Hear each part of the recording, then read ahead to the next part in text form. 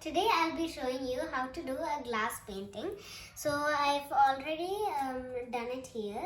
I've done it in a Ferrero Rocher's lid, and I took a picture from Google and I drew it on a paper here. I drew it on a paper and then I placed the paper behind it like this.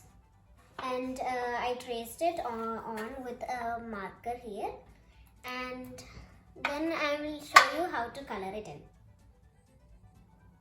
Now I'm going to use a glass liner to draw over the lines.